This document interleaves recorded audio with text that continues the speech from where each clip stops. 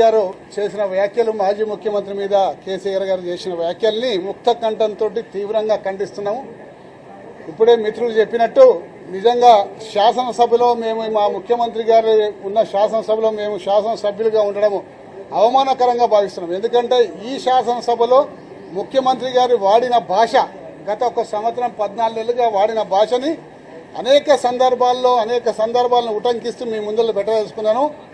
చీల్చి చెండాడుతా అంటాడు, పేగులు మెడలేసుకుంటా అంటాడు, పండబెట్టి తొక్కుతా అంటాడు, వంగబెట్టి గుద్దుతా అంటాడు, లాగుల తొండలు ఇడిచిపెడతా అంటాడు. ఈరోజు మరి మాజీ ముఖ్యమంత్రి గారిని మొన్నటి వరకు వీల్ చైర్కు పరిమితం చేసినా మరి నేడు స్ట్రెచర్ మీద పడుకోబెడతా, దాని తర్వాత మార్చురీకి పంపిస్తా అని చెప్పి నీచమైన పదజాలం వాడిన ఈ ముఖ్యమంత్రి గారి భాషని తీవ్రంగా ఖండించుకుంటూ మరి తెలంగాణ రాష్ట్ర ప్రజలు ఎన్నో సందర్భాల్లో అనేక పోరాటాలు చేసిండ్రు.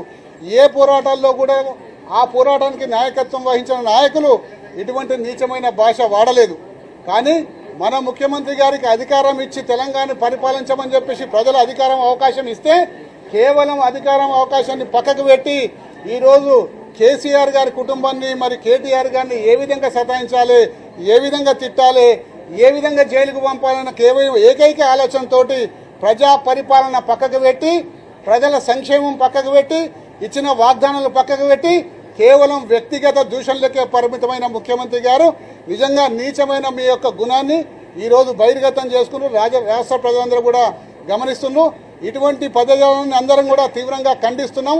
మరొకసారి ఇటువంటి పదజాలం వాడితే నేను గట్టిగా బుద్ధి చెప్తామని కూడా ఈ